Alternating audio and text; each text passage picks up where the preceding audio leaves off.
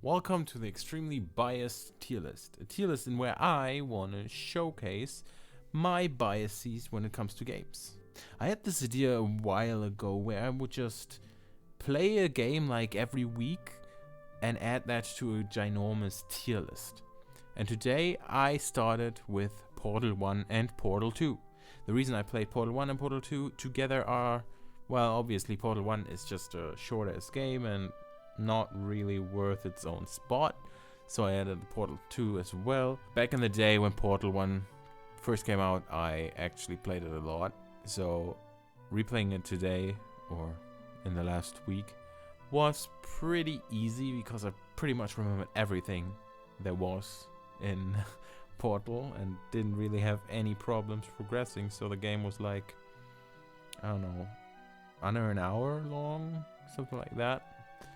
And then when I started Portal 2, I was surprised at how much longer that game actually is. So, let's get into it. Portal 1. Still, to me, a very good game. It is not as good as I remembered it, but that's obvious because nostalgia is always a factor in stuff like that.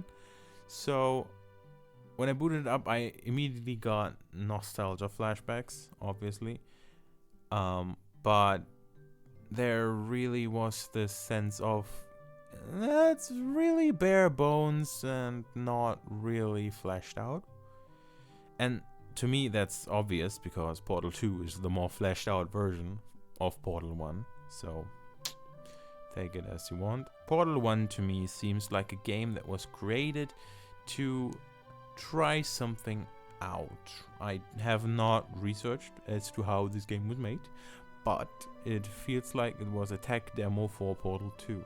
Portal 1 has a lot of simple mechanics, just a normal two portals, the blue, the orange portal. You have the cubes, put the cubes on the red button, door opens, there are a few laser bolts you have to send into some weird thing, and then that's really use a bit of gravity to get up somewhere, but it's not really complicated. On the other hand, that pretty much separates every of the 19 rooms in a way that they are unique and don't repeat a lot, even though the basics are all the same. Obviously, the highlight in Portal 1 is GLaDOS, the main antagonist of the game. GLaDOS is probably the reason why this game even blew up the way it did. Her snarky comments, the degrading of the main character, and just being an asshole but in a smart ass way is fun. You can't argue with that, and she became iconic for a reason. But in Portal 1, that is basically the only character that speaks. You have the turrets, of course, that say one-liners, but not really dialogue. And from what GLaDOS says, it's not really that she builds up a big backstory. She's just big bad evil contained in this facility, and she basically killed everyone. So what I will say, the end of Portal 1 is pretty interesting. I loved when everything went to the outside and not the constructed test chambers. There were this passage in where you run away basically from her and hide outside of the rooms is pretty much the most fun thing about this game, in my opinion. The end boss fight with GLaDOS is piss easy. Not really great, but her dialogue makes up for it, and to me that's often the case with Portal 1. It's the dialogue that carries the game. And the ending song. I still to this day quote this song on pretty regular basis. So when I said Portal 1 is like the tech demo for Portal 2, I really mean it.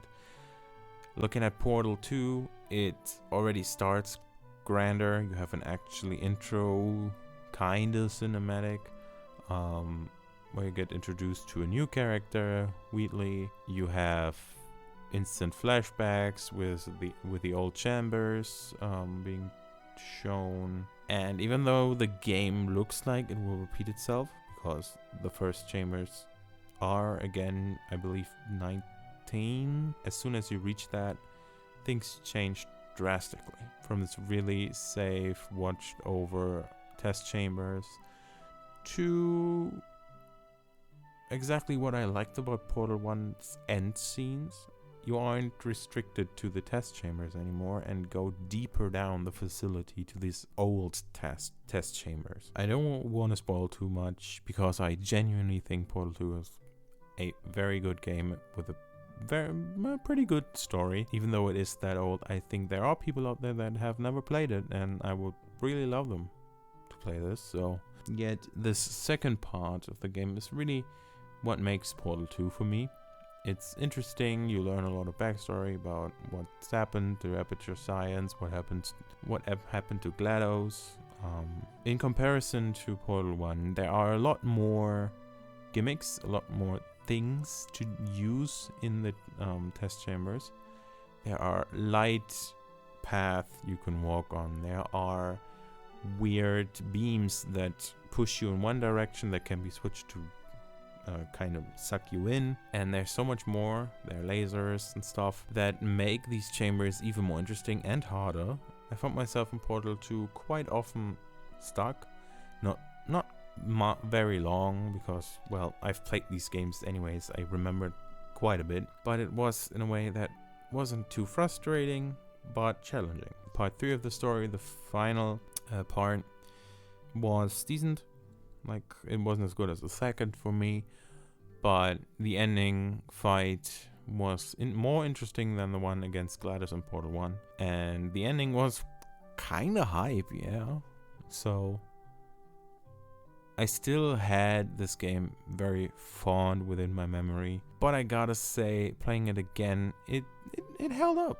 Like, it's very well praised for a reason, let's say like that. And looking at putting it in a tier list, I would put Portal 1 at a B tier, because again, it's not really big, it's not really great. It's good in what it does, and for its time it was very, very good, but looking at now, it's not holding up. So a solid B tier for me is good, and I would put Portal 2 at A tier. It's not S tier, it's not perfect. There are passages in the game where I was kind of bored, especially in the third act, but it's very solid, very fun. And looking into the multiplayer as well, that I have not replayed, by the way, because I'm not that crazy, but looking at it, it's very fun to play with someone else. I used to play it back then. I, again, haven't done it yet, but I imagine it's still very fun with its own little story, I believe. Could be wrong right now. So these were the first games I wanted to look at for this tier list. Next up is Half-Life 2. Maybe Black Mesa. That was a joke.